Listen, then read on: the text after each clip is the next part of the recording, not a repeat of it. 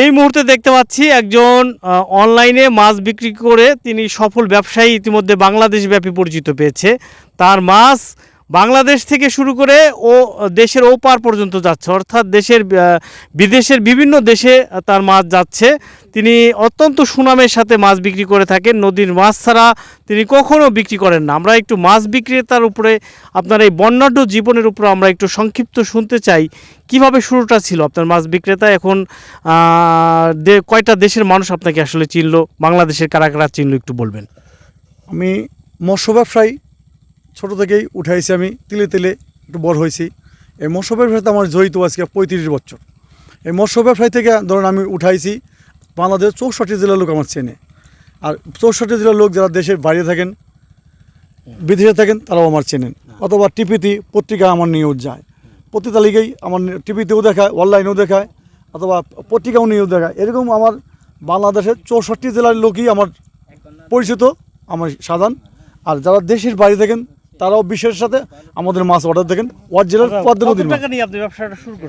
আমি এখানে জিরো হাতে গেছি, আমি জিরো হাতে গেছি। আমি যদি বলি অনেক পাহাড় পরিমাণ নিয়ে সেটা মৃত্যুকাল হবে। আমি জিরো পয়েন্ট থেকে আমি আস্তে আস্তে তিলে তিলে তিলে তিলে ব্যবসাটা আমি সফল করছি, বড় করছি। এরকম আমি আগে ফেরি করে মাছ ঘুরিয়ে বেচতাম, ডালাই করে ঝুঁইতে করে ঘুরিয়ে বেচতাম। সেখান থেকে আমি মানুষের সাথে সম্পর্ক অর্জন করে আমি এত দূরে পৌঁছাইছি। সবার বন্ধুবান্ধব দোয়ায়, সবার দোয়ায়, ইনশাল্লাহ আমার মা বাবার দোয়া ছিল। পাশাপাশি আমার বন্ধুবান্ধব যারা অনলাইনে কাজ করেন, টিভিতে কাজ করেন, পত্রিকা, তাদের সহায়তায় আমি এত দূর পৌঁছাইছি ইনশাল্লাহ। এরকম যাতে আমার মানুষের ভালো জিনিস খাওয়াইতে পারি, পদ্মা নদীর অরিজিনাল নদীর মাছ, তাতে আশা করি আমার কাছে যাতে ভালো জিনিস সবাই পায়। আচ্ছা, আপনার কয়টা নায়ক নায়িকা চেনে? আমি ডিপজলের সাথে অনেকেই আমার সাথে, তার সাথে আমার সাক্ষাৎকার আছে, ভিডিও আছে, ছবি তোলা আছে। তারপরে আমাদের নায়ক ফারুক খান ছিল, তার সাথেও আমি করছি। তারপরে উনি ছিল আমাদের চলচ্চিত্র নায়ক নজরিনা সাহেব ছিল আমাদের গোয়ালন্দর, ওনার সাথেও আমি অনেক গেছি, উত্তরায় গেছি। তারপরে হুমায়ুন ফরিদ সাহেবের সাথে গেছি, রুবেলের সাথেও আমি গেছি। মেলা জায়গায় আমি টোরে গেছি, ওনার সাথে আমি ডিপজলের বাসায় চিত্রতে আমি অনেক জায়গায় মিশছি। ধন্যবাদ।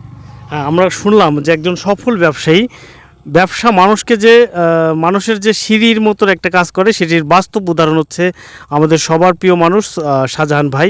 তিনি শূন্য হাতে গিয়ে আজকে কোটিপতি, আজকে তিনি সফল ব্যবসায়ী হয়েছেন, বাংলাদেশের মানুষের কাছে পরিচিত লাভ পেয়েছেন।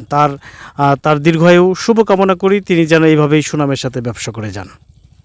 আকাশালি পিছন থেকে অথবা মাদ্রাসা, স্কুল, আমাদের এই রাস্তাটার ফুল দাবি।